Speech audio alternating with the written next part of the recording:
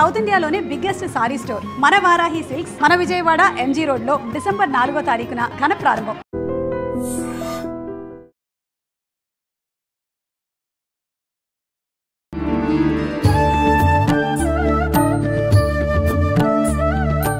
నమస్కారం గురుగారు. నమస్కారం మా విజిత. గురుజీ, ప్రతి ఒక్కరు కూడా ఖచ్చితంగా వాళ్ళ లైఫ్లో ఎంత ధనవంతులైనా సరే, ఎంత సంతోషంగా ఉన్న వాళ్ళ అయినా సరే, ఖచ్చితంగా కష్టాలు తప్పవు, బాధలు తప్పవు. ఏదో ఒక ఇబ్బంది వెంటాడుతూనే ఉంటుంది. దానివల్ల వీళ్ళు ఇబ్బంది పడుతూనే ఉంటారు. పడుతున్న ఈ ఇబ్బందులన్నీ కూడా అంటే మనం చేసిన తప్పులకి శిక్షలు అని భావించాలా, లేదు అంటే భగవంతుడు ఒక గుణపాఠంగా మనకు చూపిస్తున్నాడు అనుకోవచ్చా? ఏమనుకోవచ్చు అంటారు? ఎప్పుడో జన్మలో ఒక్క కష్టం రాదు. ప్రతిరోజు కూడా కష్టము, నష్టము, సుఖము రెండు మిక్స్డ్ ఉంటాయి డైలీ. తల్లి గర్భంలో నుంచి బిడ్డ బయటకు వస్తా ఉంటాడు. బయటకు వచ్చేటప్పుడు వాడికి కష్టం. తల్లి గర్భంలో వాడు ఫుడ్ పెడతాడు, వెచ్చగా ఉంటుంది, కష్టాలు అవసరం లేదు వాడికి. కానీ అది ఒక మరుగుదొడ్డులాగా ఉంటుంది. వాడు అప్పుడు అడుగుతాడు, శంకరా, కృష్ణ, నన్ను ఎప్పుడు రిలీజ్ చేస్తావు? చేస్తే నాకు ఈ శిక్ష చాలు నాయన, నేను బయటకు వచ్చిన తర్వాత నీ జపం చేసుకుంటాను అన్నాడు. ఇది నేను చెప్పింది కాదు, జగద్గురు ఆదిశంకరాచార్యులు వారు చెప్పింది. ఆ తర్వాత బయటకు వచ్చిన తర్వాత మర్చిపోతాడు, మాయకు అమ్మేసి వాడు ఏం చేస్తాడు, ఆడుకుంటాడు. పిల్లల వయసులో, యవ్వన వయసులో ఆడవాళ్ళతో తిరుగుతాడు. వార్ధక్యంలో బిడ్డలను సెటిల్ చేయాలని చూస్తాడు. అవయవాలు పనిచేయు, పోతాడు మళ్ళా. అంటే తెలుసుకోలేకుండా మాయలో పడిపోతావు. కాబట్టి జీవుడా, భజ గోవిందం, గోవిందం భజ మూఢమతే, గోవిందుని భజన చేయనాయన అంటాడు. అంటే ఇవన్నీ కూడా శిక్షలు కాదు, గుణపాఠాలు. ప్రతి మనిషి కూడా తప్పు చేయని మనిషి ఉండడు. కంపల్సరీ ప్రతి ఒక్కడు తప్పు చేస్తాడు. తప్పుకి డెఫినేషన్ ఏమిటో ఎవరికీ తెలియదు. ఇప్పుడు మనం నడుస్తూ ఉంటాం, చేమలు మన కింద పడిపోతాయి, లేకపోతే గొజ్జంకలు వస్తాయి, ఎలకలు వస్తాయి, మనం మందు పెట్టి చంపేస్తున్నాం. తప్పులా? వంట చేసేటప్పుడు చీమలు, అన్నం నిండా పైన చీమలు అన్ని బోళ్ళు వస్తాయి, అవి వాటిని చంపేస్తాం పౌడర్లో ఏవో వేసేసి. లేకపోతే మనం తినలేం కాదా? కోడిని కోసుకొని తినేస్తున్నాం, మేకను కోసుకొని తినేస్తున్నాం, దావతులు. తప్పు కాదా? చెట్లను పీకేస్తున్నాం, చెట్లను తోటకూర ఇవి కోసేసుకొని తినేస్తున్నాం, అవి కూడా ప్రాణం ఉంటాయి. కాబట్టి తప్పొప్పులకి డెఫినేషన్ తెలియదు ఎవరికి. ఒక్క జగద్గురు ఆదిశంకరాచార్యులు వారు మాత్రమే చెప్పారు. దేవుడు చెప్పంది చేయడం తప్పు, దేవుడు చెప్పింది చెయ్యకపోవడం తప్పు. దేవుడు చెప్పింది చేయకపోవడం తప్పు. అంటే దేవుడు అంటే ఎక్కడో కాదు, తల్లిదండ్రులు, మన తల్లిదండ్రులు, వాళ్ళు చెప్పింది మనం చేయకపోవడం తప్పు. మళ్ళీ వాళ్ళ చెప్పనిది చేయడం, వాళ్ళు చెప్పకుండా ఉన్నది చేయడం తప్పు. కాబట్టి ప్రతి మనిషి కూడా భగవంతుని యొక్క సంతానం కాబట్టి, ఆ శ్రీకృష్ణ పరమాత్మ సంతానం కాబట్టి ఏం చేస్తాడు, ఒక చింత పిల్లాడు వెళ్ళి ఇలా ముట్టుకుంటాడు అగ్నిని, ముట్టుకుంటే కాలుతుంది. వాడు నెక్స్ట్ టైము వాడికి మళ్ళీ వెళ్ళి ముట్టుకుంటాడేమో అని చెప్పి కొడతాం మనం. అది వాడికి కొట్టినప్పుడు పాపం దెబ్బ తగులుతుంది, ఏడుస్తాడు. అలాగే మనకు కూడా ఇలా ఈ కష్టాలు, ఆర్థిక ఇబ్బందులు, తర్వాత భార్యలు వదిలేయడాలు, కొట్టడాలు, భార్య భర్తను కొట్టేస్తుంది ఏకంగా. చాలా ఇలాగే ఇలాంటివన్నీ కూడా దేవుడు క్రియేట్ చేస్తాడు, శత్రుపీడ. వాడిని మనం ఏమనం, ఒకడొచ్చి మనల్ని అకారణంగా ఫోన్ చేసి తిడతాడు. వాడు పూర్వజన్మలో ఒక స్వామీజీతో నేను వెళ్తుంటే, ఆనంద్ మార్గ్ స్వామీజీతో, మా స్వామీజీతో బస్సులో నుంచి తోసేస్తున్నాడు. వాడు ఏంటి సరదాగా తోస్తున్నాడేమో అనుకుంటున్నాను, నిజంగానే శత్రుత్వం. ఒకరిని చూస్తే అందుకే పెట్టాలనిపిస్తుంది, ఒకరిని చూస్తే కొట్టాలనిపిస్తుంది అన్నారు. ఇదంతా పూర్వజన్మ రుణానుబంధాన్ని బట్టి ఉంటుంది. కాబట్టి ఖచ్చితంగా ఇది మనకి గుణపాఠం చెప్పడం కోసం, నాయన నువ్వు ఈ పొరపాట్లు చేసావు, ఈ తప్పులు చేసావు, నెక్స్ట్ టైం చేయక నాయనా అని చెప్పడం కోసమే మళ్ళీ మళ్ళీ అవకాశం ఇస్తాడు దేవుడు. మృత్యువుని ఎందుకు పెట్టాడు?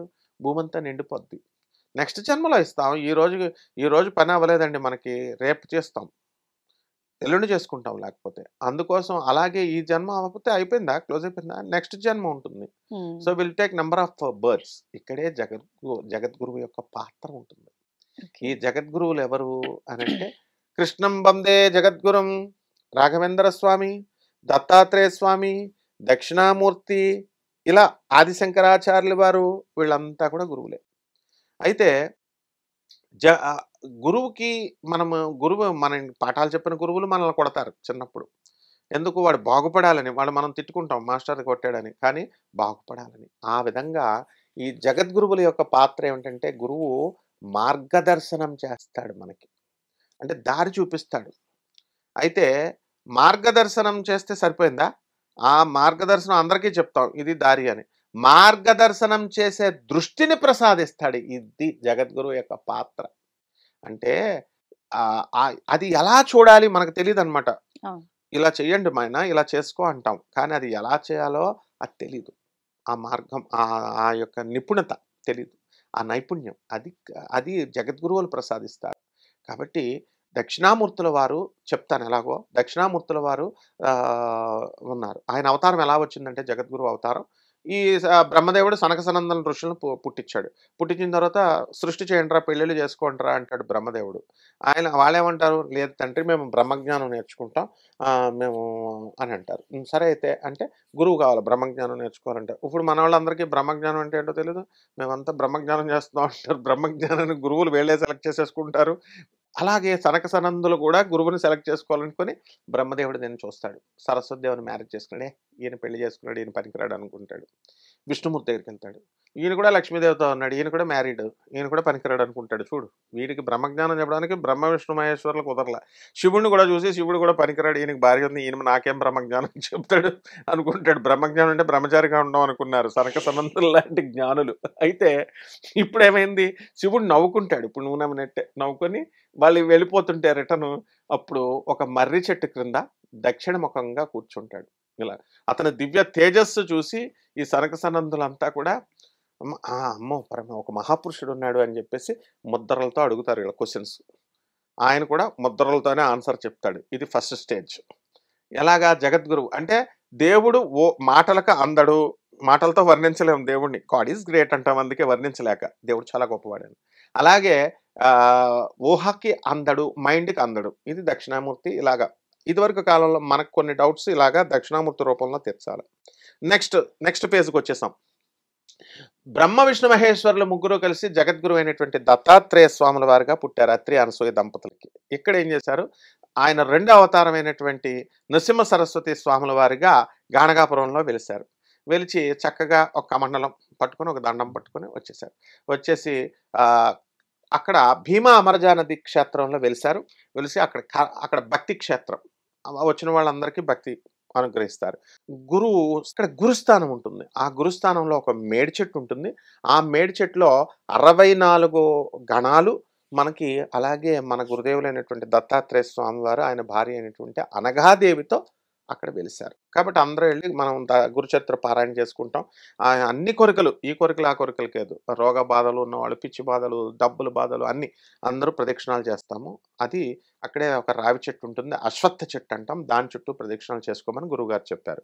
అక్కడ భక్తి అనుగ్రహిస్తారు. అక్కడి నుంచి వెళ్ళిపోయిన తర్వాత నిర్గుణ మఠం ఉంటుంది. ఆ నిర్గుణ మఠంలో అక్కడ స్వామివారు ఏం చేస్తారంటే అక్కడ రెస్ట్ తీసుకుంటారు. వచ్చిన భక్తుల యొక్క సందేహాలు, రోగాలు తొలగించేవారు. దీన్ని కర్మక్షేత్రం అంటారు. కర్మ తీసేస్తాడు, మన యొక్క చెడ్డ కర్మలన్నీ కూడా.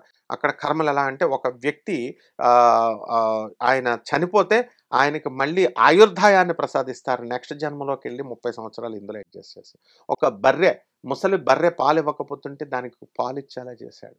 తర్వాత గర్భదరిద్రుడైనటువంటి వాడు యాచకుడుగా ఉంటే, వాళ్ళ ఇంట్లో నిధి ఉంటే తుమ్మపాదు వండి పెట్టమంటాడు. తుమ్మపాదు వండి గింజలు వండి పెడితే వెళ్ళిపోయేటప్పుడు ఆ తుమ్మపాదు పీకేస్తే, నువ్వు చెప్పావు చూడు ఈ గురువు దత్తాత్రేయుడు ఏం చేస్తున్నాడు, పీకేశాడు, మనకు ఆధారం ఏంటంటే మళ్ళీ వెయ్యి చెట్టు అని భార్య భర్తనంటే అది తవ్వుతుంటే నిధి దొరికింది, ఎవరికి చెప్పొద్దు, మీరు ఉంచుకోండి అన్నాడు. ఈ విధంగా గురుదేవుడు అనుగ్రహించాడు. నెక్స్ట్ ఇక కల్లేశ్వరంలో స్వయంభూ శనీశ్వరుడు వెలిశాడు. అక్కడ కల్లేశ్వర స్వామి ఉన్నాడు. ఆ కల్లేశ్వర స్వామిని అభిషేకం చేసుకున్న, ఆరాధించిన శ్రీశైల మల్లికార్జున స్వామి వారిని అభిషేకం చేసుకున్నట్టు అని క్లియర్గా గురుచరిత్రలో చెప్పబడింది. ఇది 2వ అవతారం. 3వ అవతారం జగద్గురు అయినటువంటి ఆదిశంకరాచార్యుల వారు. ఆయన ఏం చేశారు, తన తోటకాచార్యుల అనేటటువంటి వాడు మందమతి శిష్యుడు. మందమతిగా ఉంటే ఆయన ఈ మిగతా పిల్లలు పద్మపాదుడు వీళ్ళంతా చాలా తెలివైన వాళ్ళు, చురుగ్గా ఉన్నారు. వీళ్ళు ఏంటి రావడం లేదు చదువు, కానీ ఆయనకు గురువు మీద ప్రేమ చాలా ఉంది. నా గురువుకి నేను ఏమైనా సేవ చేయాలా, నా గురువు సిద్ధాంతాలను ముందుకు తీసుకెళ్లాలా, నా గురువు ఆశ్రమాన్ని ముందుకు తీసుకెళ్లాలా అంటే అసలు చదువే రావట్లేదు, నువ్వేం తీసుకెళ్తావురా అని వీళ్ళు నవ్వేవారు. ఒక రోజున బట్టలు తుక్కుంటుంటే ఇక్కడ క్లాస్ రూమ్ చెప్తున్నారు ఆ జగద్గురు ఆదిశంకరాచార్యులు వారు. పద్మపాదుడు వీళ్ళంతా షార్ప్ స్టూడెంట్స్. సో స్టార్ట్ చేసేయండి గురువు గారు, అతను రాడు అంటే 5 నిమిషాలు 5 నిమిషాలు 5 నిమిషాలని ఆ విధంగా ఒక అరగంట సేపు ఆపి లాస్ట్కి ఏమంటారంటే, తోటకాచార్య నేను నీకు సకల విద్యల్ని అనుగ్రహిస్తున్నాను అనగానే ఆయన పండితుడైపోయాడు. తర్వాత రా అని పిలుస్తారు. అమ్మ నా గురువు నన్ను పిలుస్తున్నారని వెంటనే అతనికి వినపడుతుంది. వెంటనే వచ్చేసి రావడమే అక్కడ తోటకాచార్య అష్టకంతో శంకరాచార్యులు వారిని స్తుతిస్తారు. అంటే ఒక మందమతిని జగద్గురువు పండితుడిగా మార్చేశాడు. అక్కడ ఉన్నటువంటి పద్మపాదుడు కూడా అక్కడ కావేరీ నది అవతల తీరంలో ఉంటే యువతల తీరంలో ఈయన నుంచుంటాడు. నుంచున్నప్పుడు రా ఇటు రా నాయన శిష్య అని అనగానే వెంటనే ఆయన ఏం చేస్తాడు, పరుగున వచ్చేస్తాడు. పరుగున వచ్చేస్తే తామర పుష్పం, అరే ఇది లోతు మునిగిపోతానన్న స్పృహ ఉండదు. అందువల్ల తామర పుష్పాలు అలా పడితే దాని మీద కాలు వేసుకుంటూ వచ్చేస్తాడు.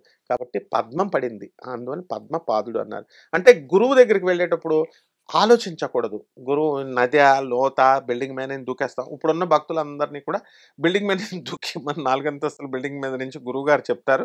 అలా చెప్పే గురువులు లేరు. వీడు దూకేస్తే దూకే శిష్యుడు లేడు. ఒకవేళ దూకేద్దామన్నా రక్షించే శక్తి గురువులకు లేదు. కాబట్టి మన జగద్గురువుల యొక్క పాత్ర అది. ఆఖరిగా మనము ఈ యొక్క శ్రీకృష్ణ పరమాత్మ అర్జునుడు ఎంత వినయ సరెండర్ అయితే జైసా వైసా జైసా అర్జున్ సమర్పణ హోతా హై వైసా కృష్ణ భగవాన్ దర్శన్ దేతా హై, లేకపోతే మార్గదర్శన్ దేతా హై అన్నారు. అంటే సాక్షాత్తు ఎంత సరెండర్ అయితే శ్రీకృష్ణుడు అంత అనుగ్రహించాడు. కాబట్టి ప్రపంచానికి అర్జునుడు ఏదో బోధించాడు, ఇదేదో మత గ్రంథం అని కాకుండా టైం మేనేజ్మెంట్, కష్టాలకు ప్రతి సమస్యకి పరిష్కారంగా భగవద్గీతని సాక్షాత్తు శ్రీకృష్ణ పరమాత్మ మన అర్జునుడి నిమిత్తంగా చేసుకుని మొత్తం అందరికీ బోధించాడు, మనందరికీ బోధించాడు. ఇది జగద్గురువు యొక్క లక్షణం. అందువలన ఈ జగద్గురువులు ఏం చేస్తారంటే కేవలం మార్గదర్శనం కాకుండా, శిక్షించడం కాకుండా, వీళ్ళ సహాయం లేకుండా మనం ఈ యొక్క శిక్షలు మనం పొందలేం. ఇప్పుడు వీళ్ళ శిక్ష కాకుండా వీడిని ఏం చేశాడు, ప్రమోట్ చేయాలి కదా. మనం శిక్ష మళ్ళీ అది గుణపాఠం నేర్పుతున్నాడు. ఆ గుణపాఠానికి నెక్స్ట్ జన్మ రావాలి.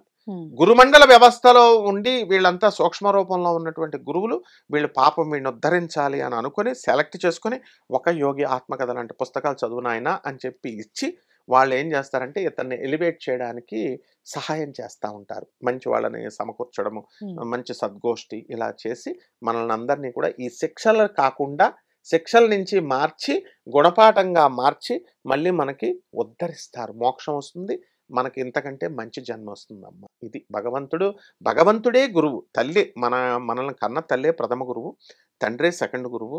మనకి చిన్నప్పుడు పాఠాలు చెప్పినటువంటి మాస్టర్లు, మనకి జ్ఞానోపదేశం ఇదంతా చేయించేది భగవంతుడు. ఆ భగవంతుడే గురువు. నమస్కారం మా విజిత. గురుజీ, చాలా వరకు మనం అంటే రియల్ లైఫ్లో కూడా మనం చూస్తూ ఉంటాం నిత్యం కొన్ని సందర్భాలు, అంటే సిగ్నల్స్ దగ్గర కానివ్వండి, కొన్ని విధానాల్లో ఎక్కువగా ఏదైనా శుభకార్యాలు జరిగినప్పుడు ప్రత్యేకించి వాళ్ళని తీసుకురాకపోయినా వాళ్ళు వచ్చి అడిగారు అని అంటే ఖచ్చితంగా వాళ్ళకి ఇస్తే మంచి జరుగుతుంది. అసలు ఎవరి గురించి అని అంటే హిజ్రాల గురించి.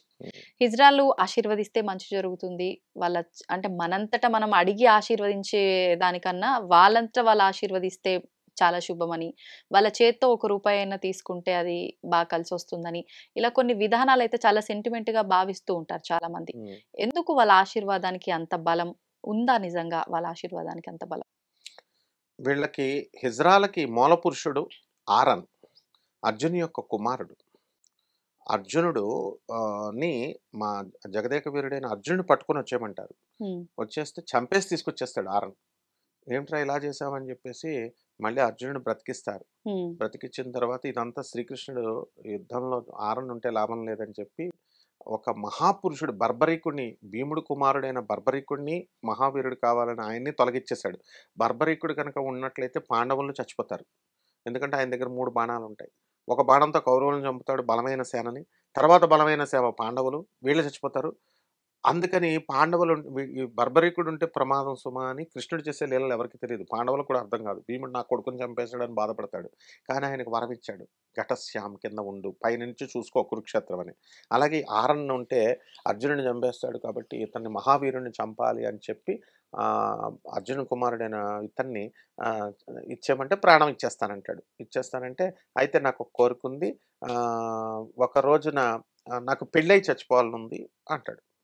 మా అమ్మ కోరిక అంటే, సరే అయితే ఎవరు చేసుకుంటారు, రేపే చచ్చిపోతాడు, ఇతన్ని చంపేస్తాడు కృష్ణుడు, మరి ఎలా? అప్పుడు చూడు కరుణామయుడైన కృష్ణుడు ఎంత గొప్పవాడు. తానే జగన్మోహిని అవతారం ఎత్తి తాను ఆ ఆరన్ని పెళ్లి చేసుకుంటాడు. పెళ్లి చేసుకున్న తర్వాత మర్నాడు చంపేస్తారు. ఆరన్ను ప్రాణత్యాగం చేస్తాడు మహాభారత యుద్ధం కోసం. చచ్చిపోయిన తర్వాత ఈమె మన కృష్ణుడు జగన్మోహని రూపంలో ఆమె గాజులు పగలగొట్టి ఇవన్నీ బొట్టు తీసి ఇదంతా కూడా చేస్తారు. హిజ్రాల కులదైవం ఇది. తమిళనాడులో ఉంది ఈ టెంపుల్, ఆరన్ టెంపుల్ ఇప్పటికీ ఉంది. అందువల్ల అందరూ కూడా ఈ హిజ్రాలంతా అక్కడికి వెళ్ళి ఆయనకి ఆ రోజంతా కూడా భర్త చనిపోతే ఎలాగైతే గాజులు పగలగొట్టుకుని బొట్టు చేసేసి పుణ్యస్త్రీ స్నానం చేయించి ఎలాగైతే చేస్తారో అలా చేస్తారు. మంగళసూత్రాలన్నీ తీసేసి అంతా ఏడుపులు అనమాట. ఇది ఒక భాగం. అలాగే రెండవది, మన కృష్ణం వందే జగద్గురం, అర్జునం వందే జగదేక వీరం. జగదేక వీరుడైనటువంటి అర్జునుల వారు దేవేంద్రుడు పిలిస్తే అక్కడికి వెళ్తారు. అక్కడికి వెళ్ళిన తర్వాత రంభా ఊర్వశి మేనకలు ఉన్నారు. వాళ్ళు అందులో మేనక వచ్చి పెళ్లి చేసుకోమంటే ఈయనేం చెప్తాడు, మా వంశంలో ముందే విశ్వామిత్రుడు వీళ్ళంతా ఉన్నారు కదా, చేసుకున్నాడు కాబట్టి మాకు మూల పురుషురాలు అమ్మ అప్సరసలను, అందువలన నేను మీతో పెళ్లి చేసుకోలేను అని అంటే, ఏం మాట్లాడుతున్నావు నువ్వు? అప్సరసలకి మీలాగా మానవగా స్త్రీల్లాగా పెళ్ళిళ్ళు గిళ్ళళ్ళు ఉండవు, అది మేము దేవవేశ్యలం, మేము ఎవరితో అయినా ఉండొచ్చు అని అంటారు. కానీ అర్జునుడి యొక్క క్యారెక్టర్ అటువంటిది అనమాట. దాంతో వెంటనే శపిస్తుంది, నువ్వు బృహన్నల వైపో అని. బృహన్నలు అయిపోతే అప్పుడు ఇంద్రుడు వచ్చి నీకు వరం కింద ఇస్తున్నాను నేను, వనవాస సమయంలో అజ్ఞాతవాసంలో ఈ బృహన్నల పాత్ర తీసుకో, నువ్వు ఎవరికి కనబడవని అజ్ఞాతవాసంలో ఇచ్చారు. ఈ బృహన్నల అర్జున వారు కూడా ఆ హిజ్రా రూపాన్ని ధరించారు కాబట్టి మనం హిజ్రాలకు గౌరవిస్తాం. అయితే ఈ హిజ్రాలు ఏం చేయాలి, వీళ్ళంతకు వీళ్ళు వచ్చి ఆశీర్వదిస్తే మంచిదే. కానీ ఇప్పుడు కాలం మారింది కదా. ఇదివరకు అవధూతలు అంటారు, ఇసుక స్వామి అని ఉండేవాడు నెల్లూరు జిల్లాలో. ఆయన ఏం చేస్తాడంటే వెళ్ళినప్పుడు ఇసుక తింటాడు. తర్వాత ఇంకొకటి కారులో అక్కడ ఇలాగా అటువైపు వెళుతున్నటువంటి కార్లని ఇలా ఆపుతాడు. ఆయనంతగా ఆయన ఆపాల బైక్లు. ఆ రోజు పిచ్చగా డబ్బు వచ్చేస్తుంది వీళ్ళందరికీ. అందుకని ఈ అవధూత ఎక్కితే, మన బండి ఎక్కితే, కారు ఎక్కితే మనకు డబ్బులు వస్తున్నాయి కదా అని అందరు కావాలని నా బండి ఎక్కు అంటే ఆయన ఎక్కడు. ఆయనకు కావలసిన వాళ్ళ బండి ఆపితేనే ఎక్కుతాడు. అదేవిధంగా మనకి బోరబండాలో ఒక అవధూత ఉండేవాడు. ఇక్కడ నాంపల్లి స్వామి ఇలా చాలామంది ఉన్నారనమాట. అవధూతలు కనబడరు. అయితే ఎప్పుడు పిచ్చోళ్ళలాగా ఉంటాడు. పాపం ఇప్పుడు కనబట్టలేదు, చనిపోయి ఉంటాడు.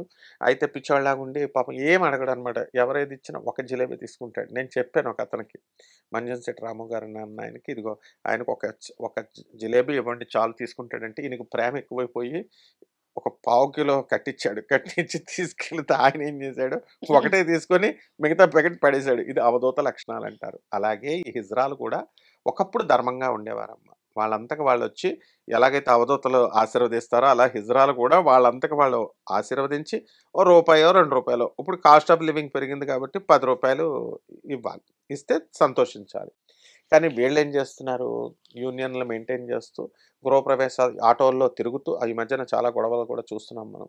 తిరుగుతూ గృహప్రవేశాలు ఫంక్షన్ వేస్తే చాలు వాళ్ళ దగ్గరికి వచ్చి 50,000 ఇవ్వు, 25,000 ఇవ్వు అని 25,000కు తక్కువ కాకుండా డిమాండ్ చేస్తారు. వాళ్ళు ఒక గోడ మీద రాస్తారు మళ్ళీ సిగ్నేచర్, గెజిటెడ్ ఆఫీసర్ సైన్ చేసినట్టు, ఇదిగో ఎవరైనా వస్తే నెక్స్ట్ వాళ్ళు ఈ సిగ్నేచర్ చూపించండి. నేనే సత్యనారాయణ స్వామి వ్రతం ఒక చోట చేస్తుంటే అక్కడ, ఏమయ్యా పంతులు నువ్వు చెప్పు, నీకు తెలీదా అని చెప్పు ఏమ్మని డబ్బులు అంటే ఏదో 100-200 అంటే చెప్పొచ్చు. వాళ్ళు డిమాండ్ చేసేది 15,000 నా కళ్ళ ముందే అడిగారు.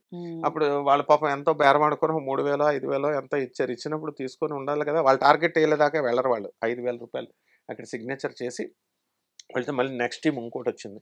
ఇది మాది కాదు, మాకు గురువు ఉంటాడు, ఇది కాదు అని మళ్ళీ రిపీటెడ్గా చేశారు. ఇలాంటివి చేయడం వల్ల వాళ్ళ మీద విలువ తగ్గిపోయింది. కానీ వాస్తవానికి వాళ్ళ దగ్గర నుంచి ఆశీర్వాదం తీసుకుంటే మంచిదే. అవధూతలు ఎలాగైతే ఆశీర్వదిస్తారో ఇలాంటి పనులు చేయడం వల్ల మొన్న ఈ మధ్యన కూడా చూసాము. అతను డబ్బులు ఇవ్వట్లేదని మలమూత్రాలు అక్కడ పోశారని, అలాగే ట్రైన్లలో కూడా అసభ్యకరంగా ప్రవర్తించడము, వీటిలన్నింటినీ వీళ్ళు చేయడం వల్ల హిజ్రాలకు కూడా మంచిది కాదు. వాళ్ళు తాగడం ఇవన్నీ కూడా చేస్తూ ధనాన్ని స్కూటీలు మెయింటైన్ చేస్తున్నారు, బ్యాంక్ బ్యాలెన్స్లు మెయింటైన్ చేస్తున్నారు, దాచుకోవచ్చు. కానీ అర్జునుల వారిని అవమానించినట్టు. అలాగే అర్జునుల వారి కుమారుడైనటువంటి ఆరను ఊరుకోడు.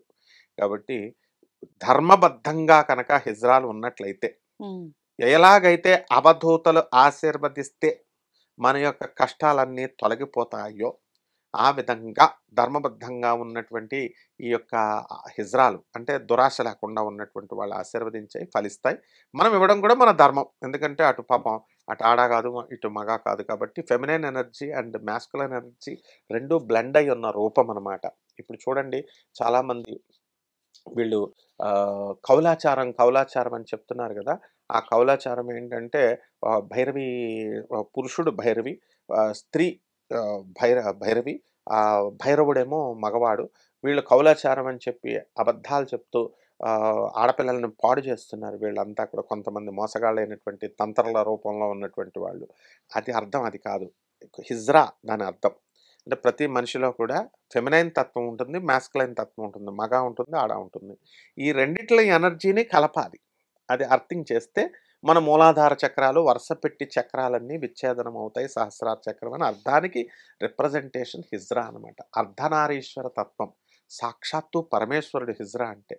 మరి అలా కాకుండా ఇలా చేస్తే మనకి వాళ్ళ మీద గౌరవం తగ్గిపోతుంది. సంతోషంగా ఉన్న వాళ్ళ అయినా సరే ఖచ్చితంగా కష్టాలు తప్పవు, బాధలు తప్పవు. ఏదో ఒక ఇబ్బంది వెంటాడుతూనే ఉంటుంది. దానివల్ల వీళ్ళు ఇబ్బంది పడుతూనే ఉంటారు.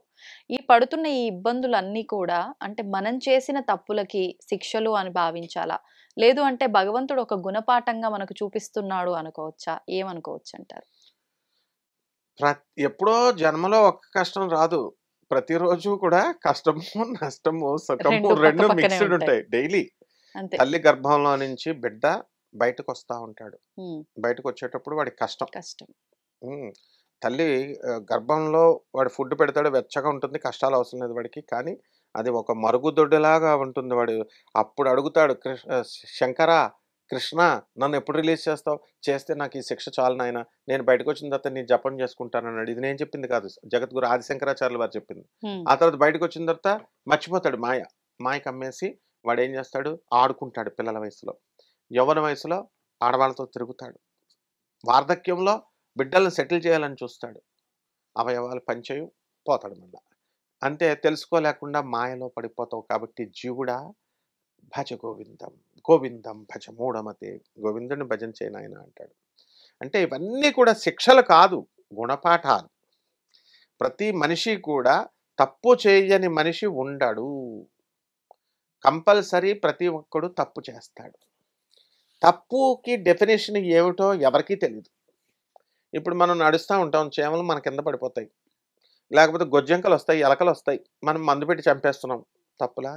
వంట చేసేటప్పుడు చీమలు, అన్నం నిండా పైన చీమలు అన్నీ బోల్డ్ వస్తాయి, అవి వాటిని చంపేస్తాం పౌడర్లో ఏవో వేసేసి. లేకపోతే మనం తినలేం కాదా? కోడిని కోసుకొని తినేస్తున్నాం, మేకని కోసుకొని తినేస్తున్నాం, దావతులు. తప్పు కాదా? చెట్లను పీకేస్తున్నాం, చెట్లను తోటకూర ఇవి కోసేసుకొని తినేస్తున్నాం, అవి కూడా ప్రాణం ఉంటాయి. కాబట్టి తప్పొప్పులకి డెఫినేషన్ తెలియదు ఎవరికి. ఒక్క జగద్గురు ఆదిశంకరాచార్యుల వారు మాత్రమే చెప్పారు. దేవుడు చెప్పంది చేయడం తప్పు, దేవుడు చెప్పింది చెయ్యకపోవడం తప్పు. దేవుడు చెప్పింది చేయకపోవడం తప్పు. అంటే దేవుడు అంటే ఎక్కడో కాదు, తల్లిదండ్రులు, మన తల్లిదండ్రులు, వాళ్ళు చెప్పింది మనం చేయకపోవడం తప్పు. మళ్ళీ వాళ్ళ చెప్పనిది చేయడం, వాళ్ళు చెప్పకుండా ఉన్నది చేయడం తప్పు. కాబట్టి ప్రతి మనిషి కూడా భగవంతుని యొక్క సంతానం కాబట్టి, ఆ శ్రీకృష్ణ పరమాత్మ సంతానం కాబట్టి ఏం చేస్తాడు? ఒక చిన్న పిల్లాడు వెళ్ళి ఇలా ముట్టుకుంటాడు అగ్నిని, ముట్టుకుంటే కాలుతుంది. వాడు నెక్స్ట్ టైము వాడికి మళ్ళీ వెళ్ళి ముట్టుకుంటాడేమో అని చెప్పి కొడతాం మనం. అది వాడికి కొట్టినప్పుడు పాపం దెబ్బ తగులుతుంది, ఏడుస్తాడు. అలాగే మనకు కూడా ఇలా ఈ కష్టాలు, ఆర్థిక ఇబ్బందులు, తర్వాత భార్యలు వదిలేయడాలు, కొట్టడాలు, భార్య భర్తను కొట్టేస్తుంది ఏకంగా. చాలా ఇలాగే ఇలాంటివన్నీ కూడా దేవుడు క్రియేట్ చేస్తాడు, శత్రుపీడ. వాడిని మనం ఏమనం, ఒకడొచ్చి మనల్ని అకారణంగా ఫోన్ చేసి తిడతాడు. వాడు పూర్వజన్మలో ఒక స్వామీజీతో నేను వెళ్తుంటే, ఆనంద్ మార్గ్ స్వామీజీతో, మా స్వామీజీతో బస్సులో నుంచి తోసేస్తున్నాడు వాడు. ఏంటి సరదాగా తోస్తున్నాడేమో అనుకుంటున్నాను, నిజంగానే శత్రుత్వం. ఒకరిని చూస్తే అందుకే పెట్టాలనిపిస్తుంది, ఒకరిని చూస్తే కొట్టాలనిపిస్తుంది అన్నారు.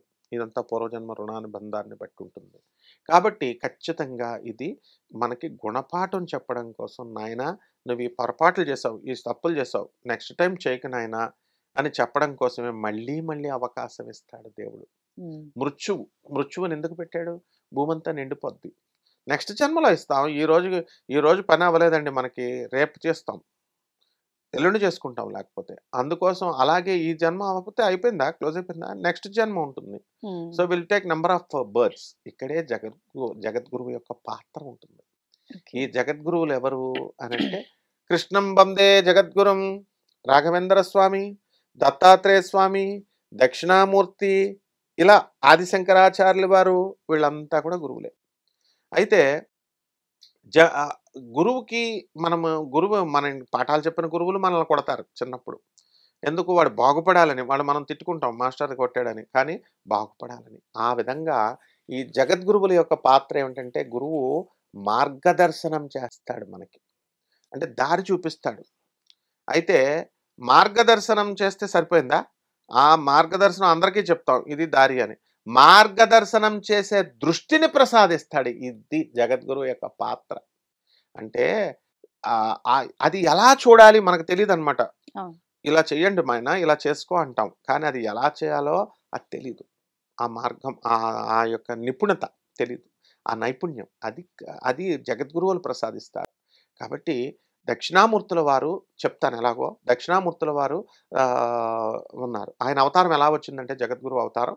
ఈ బ్రహ్మదేవుడు సనక సనందన ఋషులను పుట్టించిన తర్వాత సృష్టి చేయండిరా, పెళ్ళిళ్ళు చేసుకోండిరా అంటాడు బ్రహ్మదేవుడు. వాళ్ళేమంటారు, లేదు తండ్రి మేము బ్రహ్మజ్ఞానం నేర్చుకుంటాం మేము అని అంటారు. సరే అయితే అంటే గురువు కావాలి, బ్రహ్మజ్ఞానం నేర్చుకోవాలంటే. ఇప్పుడు మన వాళ్ళందరికీ బ్రహ్మజ్ఞానం అంటే ఏంటో తెలియదు, మేమంతా బ్రహ్మజ్ఞానం చేస్తున్నాం అంటారు. బ్రహ్మజ్ఞానాన్ని గురువులు వీళ్ళే సెలెక్ట్ చేసేసుకుంటారు. అలాగే సనక సనందులు కూడా గురువుని సెలెక్ట్ చేసుకోవాలనుకొని బ్రహ్మదేవుడు నేను చూస్తాడు. సరస్వతి దేవుని మ్యారేజ్ చేసుకున్నాడే, ఈయన పెళ్లి చేసుకున్నాడు, ఈయన పనికిరాడు అనుకుంటాడు.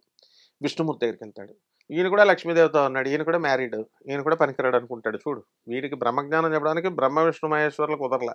శివుడిని కూడా చూసి శివుడు కూడా పనికిరాడు, ఈయనకి భార్య ఉంది, ఈయన నాకేం బ్రహ్మజ్ఞానం చెప్తాడు అనుకుంటాడు. బ్రహ్మజ్ఞానం అంటే బ్రహ్మచారిగా ఉండడం అనుకున్నారు సనక సనందులు లాంటి జ్ఞానులు. అయితే ఇప్పుడు ఏమైంది, శివుడు నవ్వుకుంటాడు. ఇప్పుడు నువ్వు నమ్మినట్టే నవ్వుకొని వాళ్ళు వెళ్ళిపోతుంటే రిటర్న్, అప్పుడు ఒక మర్రి చెట్టు క్రింద దక్షిణ ముఖంగా కూర్చుంటాడు. ఇలా అతని దివ్య తేజస్సు చూసి ఈ సనక సనందులంతా కూడా అమ్మో ఒక మహాపురుషుడు ఉన్నాడు అని చెప్పేసి ముద్రలతో అడుగుతారు ఇలా క్వశ్చన్స్. ఆయన కూడా ముద్రలతోనే ఆన్సర్ చెప్తాడు. ఇది ఫస్ట్ స్టేజ్.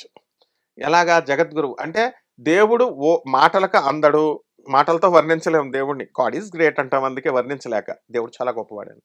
అలాగే ఊహకి అందడు, మైండ్కి అందడు. ఇది దక్షిణామూర్తి. ఇలాగా ఇదివరకు కాలంలో మనకు కొన్ని డౌట్స్ ఇలాగా దక్షిణామూర్తి రూపంలో తీర్చాలి. నెక్స్ట్ పేజ్కి వచ్చేసాం. బ్రహ్మ విష్ణు మహేశ్వరుల ముగ్గురు కలిసి జగద్గురు అయినటువంటి దత్తాత్రేయ స్వాముల వారిగా పుట్టారు అత్రి అనసూయ దంపతులకి. ఇక్కడ ఏం చేశారు, ఆయన రెండో అవతారమైనటువంటి నృసింహ సరస్వతి స్వాముల వారిగా గాణగాపురంలో వెలిశారు. వెలిచి చక్కగా ఒక కమండలం పట్టుకొని, ఒక దండం పట్టుకొని వచ్చేసారు. వచ్చేసి అక్కడ భీమా అమరజా నది క్షేత్రంలో వెలిశారు. వెలిసి అక్కడ భక్తి క్షేత్రం, వచ్చిన వాళ్ళందరికీ భక్తి అనుగ్రహిస్తారు. గురువు ఇక్కడ గురుస్థానం ఉంటుంది. ఆ గురుస్థానంలో ఒక మేడి చెట్టు ఉంటుంది. ఆ మేడి చెట్టులో 64 గణాలు మనకి, అలాగే మన గురుదేవులైనటువంటి దత్తాత్రేయ స్వామి వారు ఆయన భార్య అయినటువంటి అనఘాదేవితో అక్కడ వెలిశారు. కాబట్టి అందరూ వెళ్ళి మనం గురుచరిత్ర పారాయణ చేసుకుంటాం. అన్ని కోరికలు, ఈ కోరికలు ఆ కోరికలు కాదు, రోగ బాధలు ఉన్నవాళ్ళు, పిచ్చి బాధలు, డబ్బుల బాధలు అన్నీ అందరూ ప్రదక్షిణాలు చేస్తాము. అది అక్కడే ఒక రావి చెట్టు ఉంటుంది, అశ్వత్థ చెట్టు అంటాం, దాని చుట్టూ ప్రదక్షిణాలు చేసుకోమని గురువుగారు చెప్పారు. అక్కడ భక్తి అనుగ్రహిస్తారు. అక్కడి నుంచి వెళ్ళిపోయిన తర్వాత నిర్గుణ మఠం ఉంటుంది. ఆ నిర్గుణ మఠంలో అక్కడ స్వామివారు ఏం చేస్తారంటే అక్కడ రెస్ట్ తీసుకుంటారు. వచ్చిన భక్తుల యొక్క సందేహాలు, రోగాలు తొలగించేవారు. దీన్ని కర్మక్షేత్రం అంటారు. కర్మ తీసేస్తాడు, మన యొక్క చెడ్డ కర్మలన్నీ కూడా. అక్కడ కర్మలు ఎలా అంటే ఒక వ్యక్తి ఆయన చనిపోతే ఆయనకి మళ్ళీ ఆయుర్దాయాన్ని ప్రసాదిస్తారు. నెక్స్ట్ జన్మలోకి వెళ్ళి 30 సంవత్సరాలు ఇందులో అడ్జస్ట్ చేసి, ఒక బర్రె, ముసలి బర్రె పాలు ఇవ్వకపోతుంటే దానికి పాలు ఇచ్చేలా చేశాడు. తర్వాత గర్భదరిద్రుడైనటువంటి వాడు యాచకుడుగా ఉంటే, వాళ్ళ ఇంట్లో నిధి ఉంటే తుమ్మపాదు వండి పెట్టమంటాడు. తుమ్మపాదు వండి గింజలు వండి పెడితే వెళ్ళిపోయేటప్పుడు ఆ తుమ్మపాదు పీకేస్తే, నువ్వు చెప్పావు చూడు ఈ గురువు దత్తాత్రేయుడు ఏం చేస్తున్నాడు, పీకేశాడు, మనకు ఆధారం ఏంటంటే మళ్ళీ వెయ్యి చెట్టు అని భార్య భర్తనంటే అది తవ్వుతుంటే నిధి దొరికింది, ఎవరికి చెప్పొద్దు, మీరు ఉంచుకోండి అన్నాడు.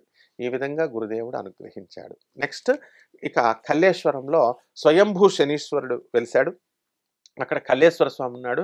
ఆ కల్లేశ్వర స్వామిని అభిషేకం చేసుకున్న, ఆరాధించిన శ్రీశైల మల్లికార్జున స్వామి వారిని అభిషేకం చేసుకున్నట్టు అని క్లియర్గా గురుచరిత్రలో చెప్పబడింది. ఇది 2వ అవతారం.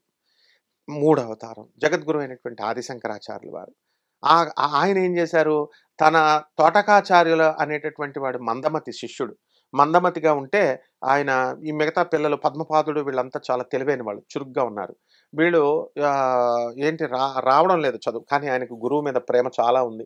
నా గురువుకి నేను ఏమైనా సేవ చేయాలా, నా గురువు సిద్ధాంతాలను ముందుకు తీసుకెళ్లాలా, నా గురువు ఆశ్రమాన్ని ముందుకు తీసుకెళ్లాలా అంటే అసలు చదివే రావట్లేదు, నువ్వేం తీసుకెళ్తావురా అని వీళ్ళు నవ్వేవారు. ఒక రోజున బట్టలు తుక్కుంటుంటే ఇక్కడ క్లాస్ రూమ్ చెప్తున్నారు ఆ జగద్గురు ఆదిశంకరాచార్యులు వారు. పద్మపాదుడు వీళ్ళంతా షార్ప్ స్టూడెంట్స్. స్టార్ట్ చేసేయండి గురువు గారు, అతను రాడు అంటే 5 నిమిషాలు 5 నిమిషాలు 5 నిమిషాలని ఆ విధంగా ఒక అరగంట సేపు ఆపి లాస్ట్కి ఏమంటారంటే, తోటకాచార్య నేను నీకు సకల విద్యల్ని అనుగ్రహిస్తున్నాను అనగానే ఆయన పండితుడైపోయాడు. తర్వాత రా అని పిలుస్తారు. అమ్మ నా గురువు నన్ను పిలుస్తున్నారని వెంటనే అతనికి వినపడుతుంది. వెంటనే వచ్చేసి రావడమే అక్కడ తోటకాచార్య అష్టకంతో శంకరాచార్యుల వారిని స్తుతిస్తారు. అంటే ఒక మందమతిని జగద్గురువు పండితుడిగా మార్చేశాడు. అక్కడ ఉన్నటువంటి పద్మపాదుడు కూడా అక్కడ కావేరీ నది అవతల తీరంలో ఉంటే యువతల తీరంలో ఈయన నుంచుంటాడు. నుంచున్నప్పుడు ఇటు రా నాయన శిష్య అని అనగానే వెంటనే ఆయన ఏం చేస్తాడు, పరుగున వచ్చేస్తాడు. పరుగున వచ్చేస్తే తామర పుష్పం, అరే ఇది లోతు మునిగిపోతానన్న స్పృహ ఉండదు. అందువల్ల తామర పుష్పాలు అలా పడితే దాని మీద కాలు వేసుకుంటూ వచ్చేస్తాడు. కాబట్టి పద్మం పడింది, అందువల్ల పద్మపాదుడు అన్నారు. అంటే గురువు దగ్గరికి వెళ్ళేటప్పుడు ఆలోచించకూడదు. గురువు నది లోత బిల్డింగ్ మీద దూకేస్తాం. ఇప్పుడున్న భక్తులందరినీ కూడా బిల్డింగ్ మీద దూకి, మన 4 అంతస్తుల బిల్డింగ్ మీద నుంచి గురువు గారు చెప్తారు. అలా చెప్పే గురువులు లేరు. వీడు దూకేస్తే దూకే శిష్యుడు లేడు. ఒకవేళ దూకేద్దామన్నా రక్షించే శక్తి గురువులకు లేదు. కాబట్టి మన జగద్గురువుల యొక్క పాత్ర అది. ఆఖరిగా మనము ఈ యొక్క శ్రీకృష్ణ పరమాత్మ, అర్జునుడు ఎంత సరెండర్ అయితే जैसा जैसा अर्जुन समर्पण होता है वैसा कृष्ण भगवान దర్శనం देता है, లేకపోతే మార్గదర్శనం देता है అన్నారు.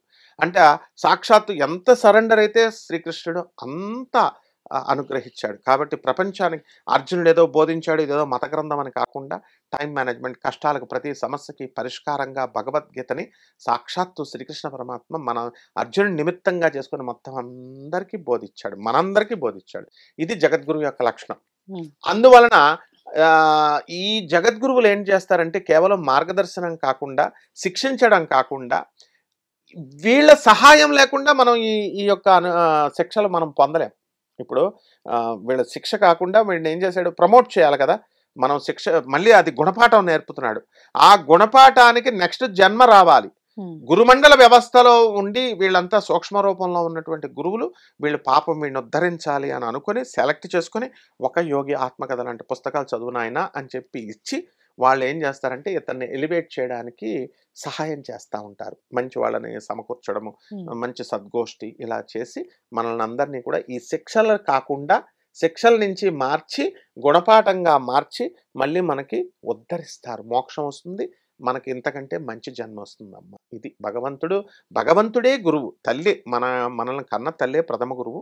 తండ్రే సెకండ్ గురువు. మనకి చిన్నప్పుడు పాఠాలు చెప్పినటువంటి మాస్టార్లు, మనకి జ్ఞానోపదేశం ఇదంతా చేయించేది భగవంతుడు. ఆ భగవంతుడే గురువు. ధన్యవాదాలు గురుజీ. ధన్యవాదాలు. And for more videos, Please subscribe to iDream. Please subscribe to iDream. Please subscribe iDream. And please subscribe to iDream. For more videos, subscribe to iDream. please like, share and subscribe to the channel. Congratulations, iDream. Subscribe to iDream. Subscribe to iDream. So subscribe to iDream Media. iDream ki iDream team andarki huge congratulations. Please subscribe iDream Media. Please subscribe to iDream. Subscribe iDream. Please subscribe to iDream.